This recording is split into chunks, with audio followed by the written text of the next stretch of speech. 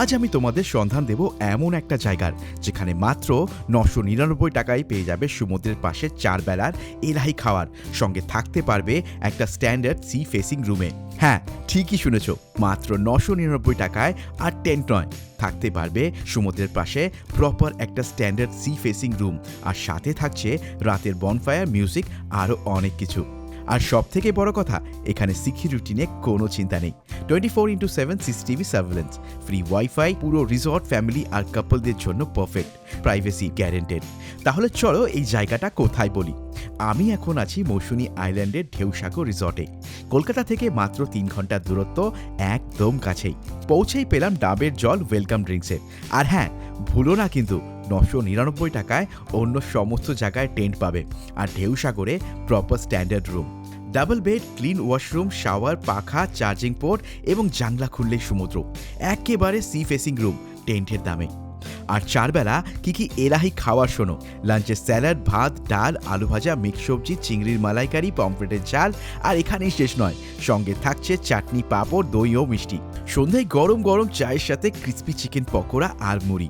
ডিনারে chicken curry, রুটি বা ভাত।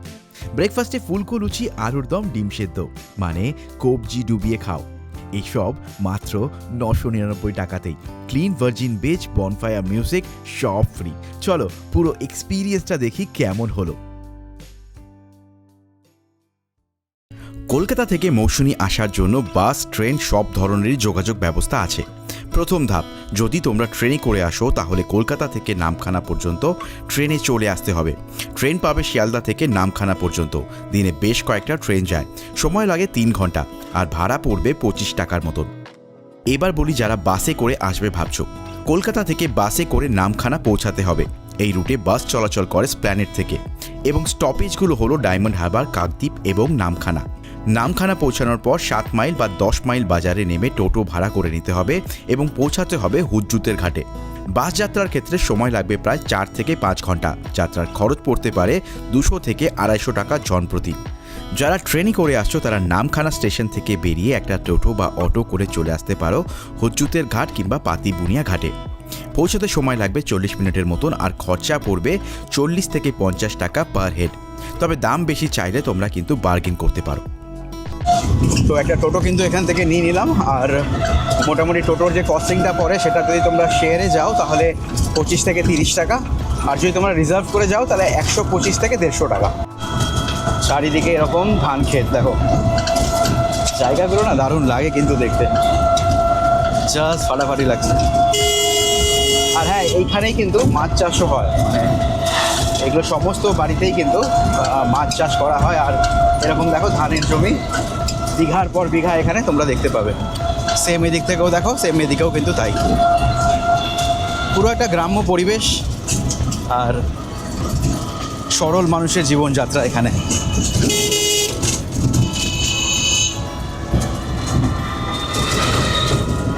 তো এটাই হলো কিন্তু রিসর্ট, এই যে দেখতে পাচ্ছ এটাই কিন্তু রিসর্টটা। এবার তোমাদের মনে একটা প্রশ্ন আসতেই পারে যে তোমরা মৌসুনীতে আমরা যেটা গতানুগতিক দেখি যেই ধরনের কটেজগুলো থাকে ছোট ছোট ছোট ছোট করে টেন্ট টাইপের, সেটা কিন্তু এখানে নয়। এখানে কিন্তু পুরোপুরি পাকাপোক্ত ব্যাপার, একদম একদম যেরকম হোটেলে তোমরা পাও সেরকমই কিন্তু একদম। মানে তোমাদের এসে মনে হবে, মানে আমারও তাই ফিল হয়েছে। আমি যখন এসেছি আমার প্রথমে মনে হয়েছে যে ভাই মৌসুনীতে যেগুলো থাকে সেগুলো কোথায়, বাট তারপরে দেখলাম যে এটা একটা পাকাপোক্ত ব্যাপার, এবং তার জন্য কিন্তু কোনো প্রাইস এক্সট্রা নয় মৌসুনীতে এসে। এর আগে আমি অনেক কটা জায়গাতে মৌসুনীতে গেছি, বাট এরকম টাইপের কিন্তু আমি পাইনি।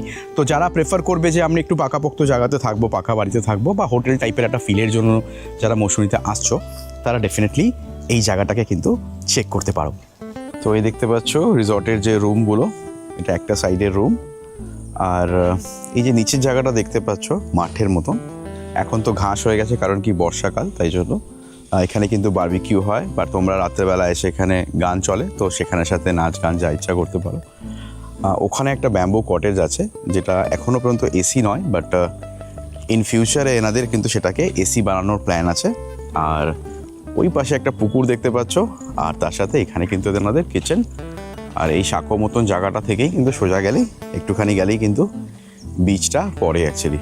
আর তার সাথে দেখো এদিকে ঝাউ গাছ, এদিকে পুরো ঝাউ গাছ, আর এদিকে পুকুর, ইন ফিউচার এনাদের কিন্তু এই পুকুর থেকেও মাছ ধরার ওনারা অপশন বানাবেন। তো ওয়েলকাম ড্রিঙ্কের জন্য কিন্তু আমি এখন প্রস্তুত হচ্ছি, আর আগে স্ট্র হাতে নিয়ে নিচ্ছি। আমি আর বেশ গরম লাগছিল আজকে আসার সময়। আর এখানে কিন্তু এনারা ডাবের জল দিয়ে থাকেন। এটা ছাড়া কি আর কোনো ওয়েলকাম ড্রিঙ্কস দাও তোমরা? ডাব সাপোজ মনে করো ডাব থাকলো না কোনোদিনও, তখন ওয়েলকাম ড্রিঙ্কসে মাজা থাকে, তখন মাজা থাকে। তো যদি কেউ ডাব না পাও তাহলে তারা মাজা পেয়ে যাবে। তো এরকমও কিন্তু এখানে অপশনস আছে, তোমরা যদি ডাব না চাও তাহলে মাজা পাবে, আবার যদি মাজা না ইচ্ছা করো তাহলে ডাবও পাবে। চলো তোমাদের রুমগুলো এবার দেখিয়ে দিই। এই হলো এনাদের এসি রুম, যেখানে বড় একটা বেড সঙ্গে AC, western commode, geyser, mirror সব কিছু পেয়ে যাবে তোমরা। আর এই হলো এনাদের non AC room, same as AC room, কিন্তু শুধু এসিটা নেই। মৌসুমী দ্বীপে এমন কোনো রিসর্ট আমি আগে দেখিনি, একদম প্রপার রিসর্ট। রুমের ভেতরটা হোটেল স্ট্যান্ডার্ড, আর সব কিছু ঘিরে থাকছে নিঃশব্দ এবং প্রাইভেট পরিবেশ। তো চলো এবার একবার বিচটাকেও দেখে নেওয়া যাক। আর এই রিসর্টটা যেখানে আমি এখন আছি সেটা কিন্তু একটা পাকা রিসর্ট, এবং রিসর্টে ঠিক এরকম একটা ব্রিজ মতন বানানো আছে, যেটা তোমরা দেখতে পাচ্ছ। আর এখান থেকে একবার জাস্ট ভিউটা দেখো। এই দেখো চারদিকে কিন্তু এরকম ঝাউ গাছ, আর এই দেখো পুরো রিসর্টটা কিন্তু এটা। তো এখান থেকেই সামনে দিয়েই বিচে যাওয়া যাবে। আর একবার দেখিনি এখান থেকে বিচটা কেমন দেখতে লাগছে। আমি এই সাইডে মৌসুমীতে কোনোদিনও আসিনি, আর এখান থেকে দেখো মৌসুমী, জাস্ট দেখো বিচটা, সিরিয়াসলি। ও মানে একটা জিনিস বলবো আমি, যে এই দিকটা কিন্তু একদম কমপ্লিটলি একটা ডিফারেন্ট দিক আমি মনে হয়। মানে এখানে যে রিসর্টগুলো আছে, বেশি রিসর্ট নেই এইখানটাতে, একটু অফবিট বলতে পারো জায়গাটা। আর সেই কারণে এখানে বিচটা এত ক্লিয়ার, মানে সিরিয়াসলি দেখো ওই জায়গাটা দেখো, পুরো ক্লিয়ার আর বেশ ভালো লাগছে। দেখো একদম ক্রাউড নেই দিকটাতে, একদমই কিন্তু ক্লিয়ার বিচ, একদম পরিষ্কার। দেখো কোনো কাদার ব্যাপারটা নেই এখানে, আমি কাদাটা দেখতেই পাচ্ছি না। তো বিচ কিন্তু এখানে বেশ পরিষ্কার। আর এখন তো ভাটার সময়, বাট যখন ভাটা থাকবে না তখন কিন্তু একদম রিসর্টের সামনে অবধি তোমরা জল পেয়ে যাবে, মানে তত অবধি জল চলে আসে। আর এখানকার যে বিচটা, সেই বিচটার যে পাড়গুলো সেগুলো কিন্তু মাটির না, সেগুলো একদম কংক্রিট দিয়ে পার্মানেন্ট ব্যাপার বানানো আর কি। যেরকম আমরা দীঘার দিকে দেখি, হ্যাঁ, মন্দারমণিতে কয়েক জায়গায় আছে, বাট দীঘাতে ম্যাক্সিমাম যেই জিনিসগুলো আমরা দেখি সেরকমই কংক্রিটের কিন্তু একদম জায়গা করা আছে এখানে। আর ব্যাপারটা হচ্ছে বেশ ভালো, দেখো এখান থেকে দেখা যাচ্ছে। আর প্রচুর নৌকো, দেখো ছোটো ছোটো অনেক এখানে নৌকো দাঁড়িয়ে আছে। আর মেন যে মৌসুমীর যে জায়গাগুলোতে জেনারেলি আমরা আসি, সেগুলো কিন্তু এখান থেকে অনেকটা এগিয়ে, মানে একদম ওইদিকে আরও অনেকটা দূরে। তো ওই জন্য এই জায়গাটা এতটাই পরিষ্কার যে এখানে খুব বেশি রিসর্ট নেই বা কিছু নেই আর কি। এখানে জেনারেলি মাছ প্রচুর পরিমাণে তোলা হয়, মানে যারা জেলেরা থাকে তারা এইখান থেকেই বেশি পরিমাণে মাছ তোলেন। তো মাছ ধরা যদি তোমাদের দেখতে হয় বা কী মাছ এরা পাচ্ছে সেটা যদি দেখতে হয়, তার জন্য কিন্তু এই জায়গাটা বেস্ট হতে পারে তোমাদের জন্য। তো আমি রিসর্টে এসেই জেনারেলি যেটা করি প্রতিবারই, যে একটুখানি এসে জলের মধ্যে আগে নামি আর কি। তো এখন একটু জলে কিছুক্ষণ থাকবো, আর তারপরে গিয়ে দুপুরে যে লাঞ্চটা হবে সেটা গিয়ে খাবো। বাট বেশ ভালো লাগছে, আমি বলছি দারুণ লাগছে, কিন্তু সুন্দর ব্যাপার। আর এখানে হয়তো জেলেরা কিছুক্ষণের মধ্যেই মাছ ধরে ফিরবে, তো যদি সেটা পেয়ে যাই তাহলে তোমাদেরকে তখন আবার দেখাচ্ছি আমি। চলো কিছুক্ষণ জলের মধ্যে মজা করা যাক।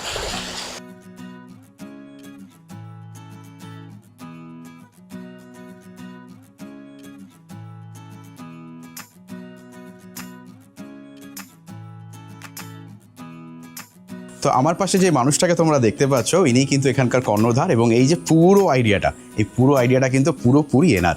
এবং তো তোমাদেরকে একবার দাদার সাথে কথা বলে দিই। দাদা, আপনার নাম কি? সময় জানা। তো দাদা, খুব ভালো তো লাগলো আমার এখানে এসে, খুব সুন্দর লাগলো, মানে প্রথম দেখাতেই বেশ অন্যরকম জায়গাটা দেখতে লাগলো। তো এটা কতদিন আগে স্টার্ট করেছো তোমরা? এটা আমাদের বয়স হচ্ছে 2.5 বছর। 2.5 বছর মতন হয়েছে। আর একটা জিনিস আমাকে একটুখানি বলো, তোমরা যে এখানে যে প্যাকেজটা নিচ্ছ সেই প্যাকেজটা কত করে নিচ্ছ? প্যাকেজের মধ্যে আমাদের AC room per head lodging fooding নিয়ে 1400 টাকা। আচ্ছা। নন এসি আছে 1200 টাকা, আচ্ছা। টেন্ট 1000 টাকা। আচ্ছা। আমাদের 1000 টাকা থেকে স্টার্টিং। আচ্ছা এর মধ্যে আছে আমাদের ড্রাইভারদের রুম আছে, বাম্বু কটেজ আছে, আচ্ছা।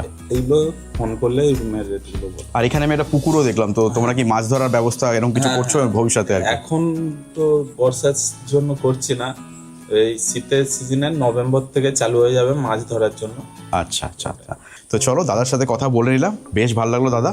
আশা করছি তোমাদেরও ভালো লাগছে, আর ভালো লাগলে কমেন্ট করে ইমিডিয়েটলি জানাও। আর ডেসক্রিপশন বক্স চেক করতে ভুলবে না, কারণ ডেসক্রিপশন বক্সের মধ্যেই আমি কিন্তু এখানকার সমস্ত যে ডিটেলসগুলো, ফোন নাম্বারগুলো, কন্ট্যাক্ট ডিটেলসগুলো দিয়ে দেবো, তো তোমাদের তাতে অনেক বেশি সুবিধা হবে। চলো পরে আবার কথা হচ্ছে তোমাদের সাথে।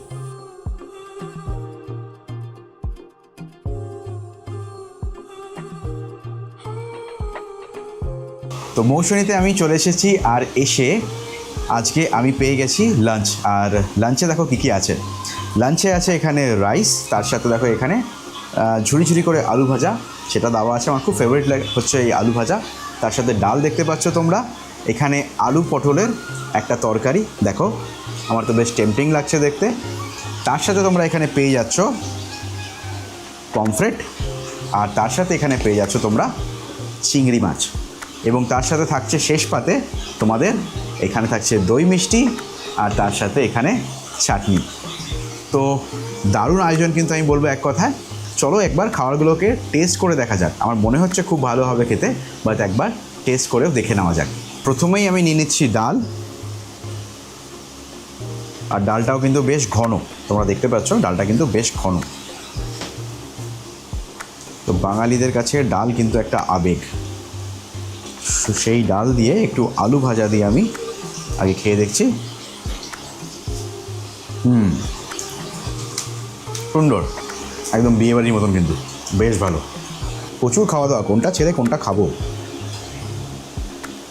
আর মৌসুমীদের কিন্তু এটাই একটা বড় ব্যাপার, মানে এখানে না খাওয়া দাওয়ার অপশানসগুলো অনেক কিছু, মানে তোমরা অনেক কিছু পেয়ে যাবে এখানে। এই প্যাকেজের মধ্যে পুরো ইনক্লুড থাকে। এটাও কিন্তু দারুণ খেতে, খুব ভালো খেতে।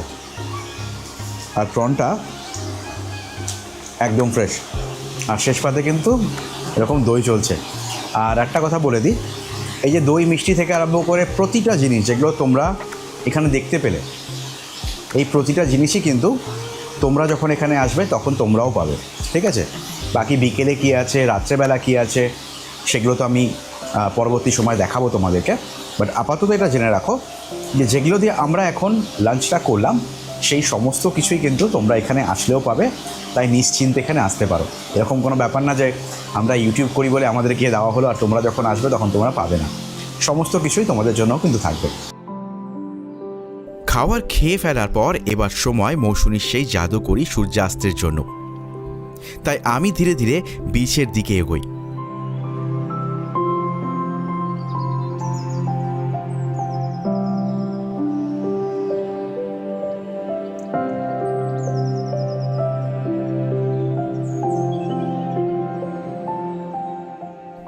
ঢেউয়ের শব্দ, হালকা বাতাস আর রঙিন আকাশ সব মিলিয়ে যেন পুরো দ্বীপটা জীবন্ত হয়ে উঠেছে। আর আমি দাঁড়িয়ে আছি সেই মুহূর্তে, শুধু দেখার জন্য, শুধু অনুভব করার জন্য। তো সকালের দিকে তো সমুদ্রে গেছিলাম, তখন এত অবধি জল ছিল, আর এখন জলটা অনেকটাই কমে গেছে, তাই কিছুটা যেতে হচ্ছে হেঁটে। বাট সানসেটের সময় একবার পা ভেজাবো না সমুদ্রে এসে, সেটা আবার হতে পারে নাকি? দেখো কি সুন্দর লাল আলোটা, অসাধারণ লাগছে, জাস্ট ফাটাফাটি লাগছে, মানে দারুণ।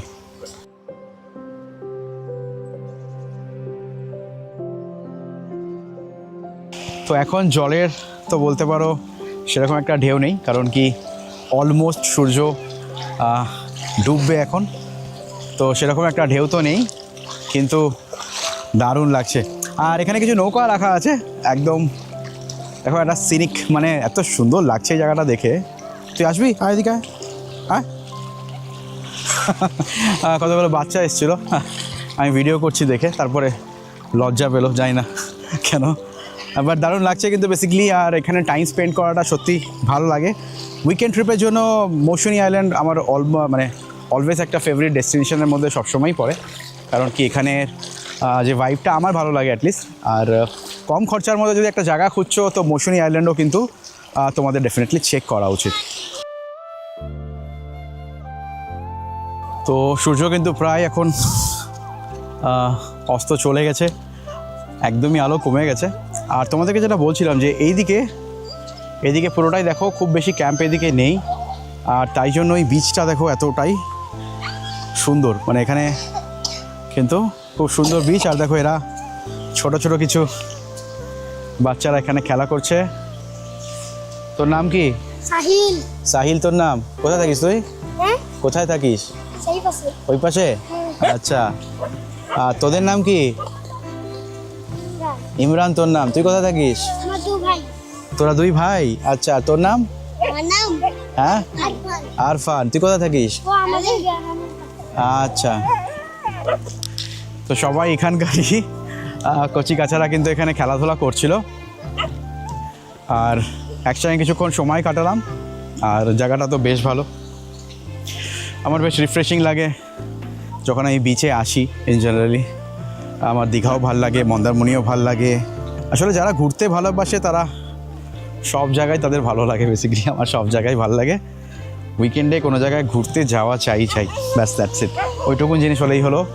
আর লাইফে যদি এরকম চলতে থাকে যে প্রত্যেক সপ্তাহে ঘুরতে যেতে পারছি, বাস, আর বেশি কিছু আমার চাওয়ার নেই এর থেকে। যাই হোক, চলো এবার রিসর্টের দিকে ফেরা যাক। অন্ধকার হচ্ছে, এরপরে রাত্রেবেলা রিসর্টটাকে দেখতে কেমন লাগে সেটাও তোমাদেরকে দেখাবো। চলো পরে কথা হচ্ছে আবার।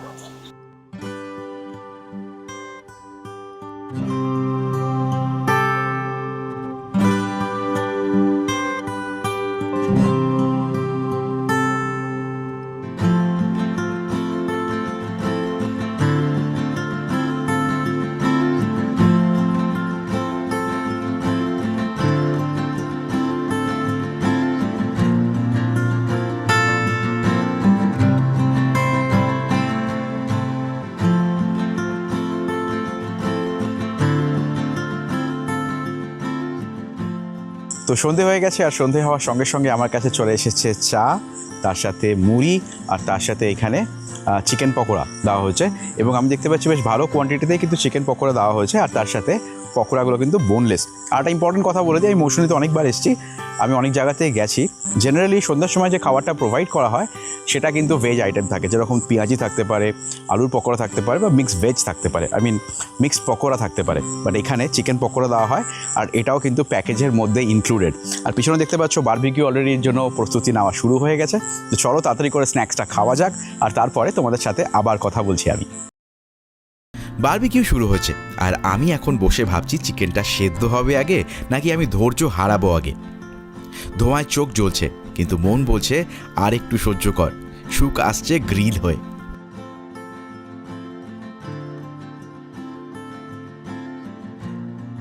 তো এতক্ষণ ধরে বারবিকিউ যেটা তৈরি করা হলো সেটা কিন্তু এবার প্লেটে সার্ভ করা হয়ে গেছে। আর দেখতে পাচ্ছ ঠিক এরকম ধরনের পিস এখানে দেওয়া হয়েছে, 1 2 3 4 5 6 7 পিস দেওয়া হয়েছে। আর একটা কথা বলে দিই, এই বারবিকিউ যদি তোমরা 1 কিলো নাও তার জন্য কিন্তু 400 টাকা কস্ট পড়ে, এবং তোমরা হাফ কিলো নিতে পারবে তার জন্য 200 টাকা কস্ট পড়বে। এবার আসি টেস্টের কথায়, কেমন খেতে। দেখে তো বেশ ভালো লাগছে, বাহ। অনেক জায়গাতে বারবিকিউ খেলে সেটা অনেক হার্ড হয়ে যায় বা এতটা জুসি থাকে না, এখানে কিন্তু সেই ব্যাপারটা না, একদম প্রপারলি কুকড। আর বোঝা যাচ্ছে যে মাংসটা অনেকক্ষণ ধরে ম্যারিনেট করে রাখা ছিল, তার জন্য এরকম টেস্ট এসছে। এবং অনবদ্য, মানে একদম পারফেক্টলি কুকড, একদম একটা কিন্তু চিকেন একদম মানে হালকা কামড়াটাই পুরো ছেড়ে যাচ্ছে, কোনো জোর দিতে হচ্ছে না। তো খুব ভালো খেতে। আমি তাড়াতাড়ি করে খাবারটাকে শেষ করবো, কারণ কি বারবিকিউ আমার ওয়ান অফ দ্য ফেভারিট খাবার। তো চলো এরপর রাতে ডিনারে গিয়ে তোমাদের সাথে আবার কথা হচ্ছে। তো ডিনারের পালা এবার। দেখতে পাচ্ছ আজ খাবারে কী কী আছে। ভাত চলে এসছে, আলু ভাজা চলে এসছে, ডাল চলে এসছে, আমি মাটন নিয়ে নিয়েছি। যদি তোমরা চাও তোমরা চিকেনও নিতে পারো। একটা কথা শুধু বলে দিই, 1200 টাকার যে প্যাকেজটা উইথ এসি যে রুম, তার সাথে কিন্তু তোমরা চিকেন পাবে। যদি তোমরা মাটন নিতে চাও আমার মতন, তাহলে তোমাদেরকে 100 টাকা বেশি দিয়ে কিন্তু মাটন নিতে হবে। চিকেন নিলে সেক্ষেত্রে 1200 টাকাতেই হয়ে যাচ্ছে, মাটন নিলে 1300 টাকাতে তোমাদের পুরো কিন্তু প্যাকেজটা কমপ্লিট হবে। তো চলো আর দেরি করবো না, তাড়াতাড়ি করে রাত্রেবেলা খাবারটা খেয়ে নেওয়া যাক। আর তোমাদের সাথে আবার দেখা হচ্ছে কালকে সকালবেলা। পরের দিনের সকালটা যেন মৌসুমীর নিজস্ব জাদু। সমুদ্রের ঢেউ গিয়ে আলতো করে ছুঁয়ে দিচ্ছে পায়ের তলা। দূরে মাছ ধরার নৌকো ভেসে আছে, আর চারিদিকে নীল আকাশ আর সোনালি আলো। কলকাতার এত কাছে এত সুন্দর উইকেন্ড ডেস্টিনেশন সত্যিই বিরল। তো সকালবেলায় কিন্তু ব্রেকফাস্ট পেয়ে গেছি, আর ব্রেকফাস্টে দেখতে পাচ্ছ লুচি, আর তার সাথে এরকম কিন্তু যে ঘুগনি, সেই ঘুগনি পেয়ে গেছি, তার সাথে ডিম, আর এখানে পেঁয়াজ আর লঙ্কা। তো এটা দিয়ে আমি কমপ্লিট করব আমার ব্রেকফাস্ট এখন, আর তারপরেই কিন্তু এই এপিসোডটাকে শেষ করার পালা। একদিন যে এসেছিলাম ছুটি নিয়ে, ছুটি শেষ, এবার কিন্তু ব্যাক টু অফিস বেসিকলি। তাই তাড়াতাড়ি করে খেয়ে নেব, আর দেরি করার কোনো প্রশ্নই ওঠে না। চলো তাড়াতাড়ি করে খাবারটাকে শেষ করে নিয়ে আবার পরে তোমাদের সাথে কথা হচ্ছে। একদিনের একটা ছোট্ট ভ্রমণ, সমুদ্র যাত্রা, তাজা মাছ আর ঢেউয়ের মজা সব কিছুই একসাথে উপভোগ করা যায় এই মৌসুমী দ্বীপে। তাই উইকেন্ডে যদি একটু শান্তি আর নেচার চাও, মৌসুমী তোমার জন্য একদম পারফেক্ট একটা জায়গা। চলো দেখা হবে পরের অভিযানে। তো আজকের পর্বটা আমি এখানেই শেষ করছি। আগামী পর্বে তোমাদের সাথে দেখা হবে নতুন কোনো জায়গায়। তো ততক্ষণের জন্য সবাই ভালো থেকো, সবাইকে ভালো রেখো, আর গুড বাই ফ্রম টিম চাঁদের পাহাড়।